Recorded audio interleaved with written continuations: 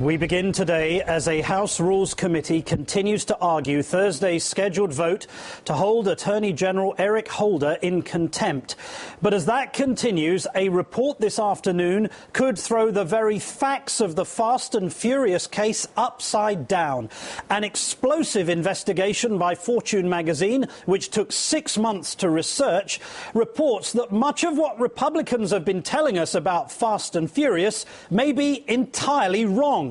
A key to the report says evidence shows that the 2 weapons that were found at the scene of Agent Brian Terry's tragic death were allegedly bought by a man well known to agents, a transient and drug user who'd purchased them with cash.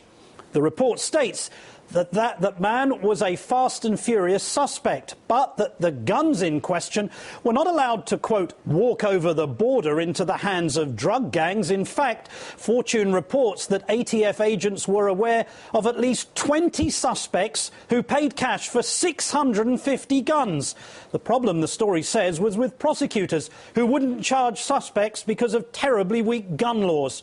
The magazine says of ATF agents, they seized weapons whenever they could, but were hamstrung by prosecutors and weak laws which stymied them at every turn. In conclusion, the report says one IRS special agent attached to Fast and Furious provides this withering assessment about the political sound and fury that now surrounds Fast and Furious. Republican senators are whipping up the country into a psychotic frenzy with these reports that are patently false. But still today, less than an hour ago, Congressman Darrell Issa was asserting that the Attorney General and the White House have been involved in a conspiracy to cover up an operation that went badly wrong, something the ranking member of the Oversight Committee strongly objected to. Why are we steamrolling ahead on a matter of such gravity? In my opinion, the answer is plain and simple: politics. I believe that when history looks back at this moment, this will not be a pretty moment for this country. And added to today's political fever, the NRA has written a letter saying it will issue a black mark against any member of Congress who won't find the Attorney General in contempt. A handful of Democrats fearing the wrath of the NRA have indicated that they may join Speaker Boehner's ranks. But why is the NRA involved in the first place? Because this case was never about a dead agent, but a conspiracy theory promoted by conservatives that claimed the Obama White House wanted to take away Americans' guns. Very clearly, they made a crisis, and they're using this crisis to somehow take away or limit people's Second Amendment rights. Sadly for Mr. Issa, the only thing that's fast and furious would appear to be his own sense of paranoia. Let's get right to our panel now. Washington Post columnist Dana Milmack, who's rushed from the House Rules hearing, joins us live from Washington. And here in New York, Jonathan Alter, a columnist for Bloomberg View and an MSNBC political analyst. Dana, you've just come from this hearing. It's been testy, it's been vociferous. What's your assessment of the temperature inside that room? It's a small room, so it can overheat quite quickly. You know, they started out with the pleasantries, but it quickly turned into really a food fight. Unfortunately, I left just as they were taking out the mashed potatoes. But it's very tense. There's really sort of unlimited debate in that room. So it'll go on for a while. But basically, it's all been laid out. They're going to proceed with this regardless of what the facts are as presented in the report, whether or not they were fair with the investigation. They'll have the contempt vote, and then nothing will happen anyway. So it's just another day of theater. And Dana, did anybody mention this bombshell report in Fortune magazine? No, but they did mention the Democratic committee report that says there are 100 errors of fact in the majority report. I think even the Democrats accept that something was wrong with this gun walking program. There was a problem here. Whether that issue was they had to do this because of how the gun laws were in the first place, we can even accept that there was a problem here without saying that this should be a problem for which Eric Holder, who didn't know anything about this, is held in contempt of Congress. John, you've read the article in Fortune magazine. How does it strike you? Well, first of all, it's a triumph of journalism reporting facts amid a sea of politics, speculation, of course, recrimination. We haven't ourselves been able to verify the story, but you're saying, as you read it's impressive. Look, you can tell when you read, when somebody has taken 6 months, or a team has taken 6 months.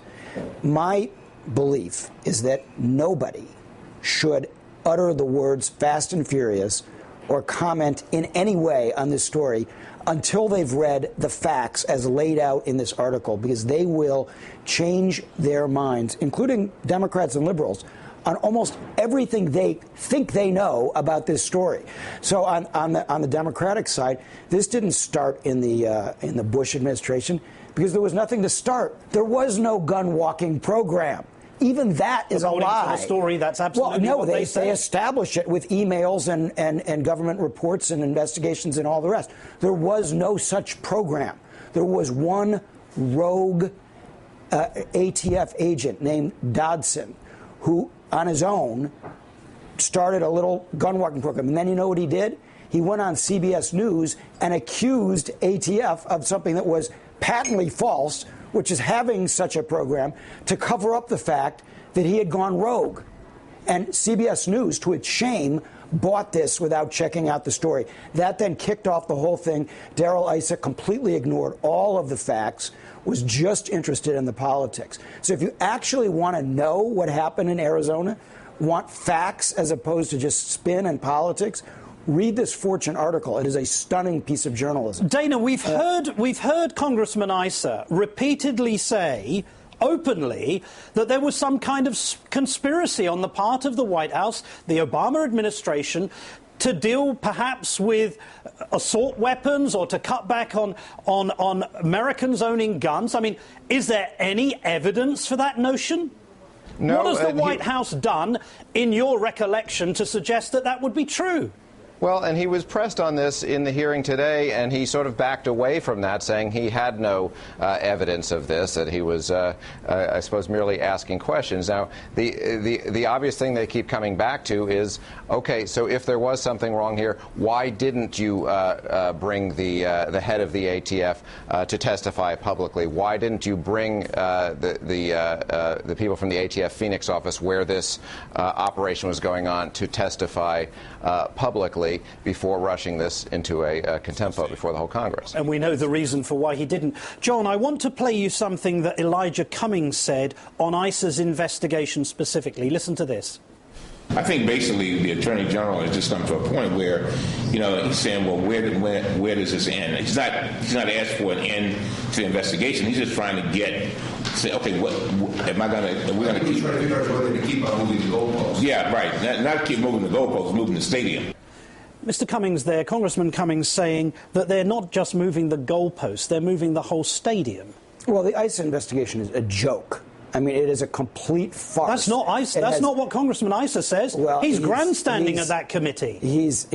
I mean, all you have to do is read some of the actual facts, and you'll recognize that this is a preposterous story. They've hung it all on the one. Their main witness is the only person in this whole thing who's truly at fault. If you try to get to the bottom of it, as Fortune did. But what this does show is that there was bad management at the Justice Department and at the ATF, because unwieldy bureaucracy is at the root of a lot of this, and shoddy journalism on the part of CBS News. So there's plenty of blame to go around. As for the administration's reaction, it makes it seem that by claiming executive privilege that they've somehow done something out of Watergate. This has been claimed many times by many presidents, including Ronald Reagan. Indeed, this is only the first time this president has even invoked such a privilege. This is not such a dramatic thing for them to do. These administrations, right or wrong, do not want to set a precedent of sending over all of their internal communications, because then once they do it one time, the next congressional committee will say, well, you sent it over in the Fast and Furious investigation. Give us all your emails in this, too. So they turned over thousands of documents, but they knew that nothing would satisfy ISA because it is not a fair-minded investigation. In fact, it's not an investigation at all. OK, Dana, it's not an investigation. Is it a witch hunt, as Congressman Elijah Cummings says it is?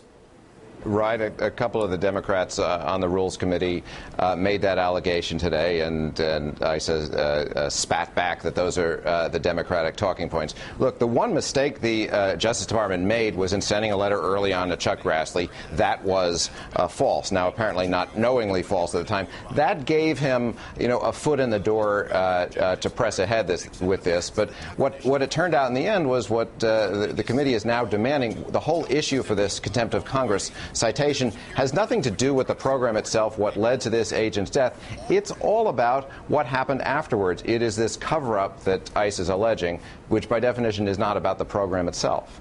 Indeed. Dana Milbank, Jonathan Alter, thank you both.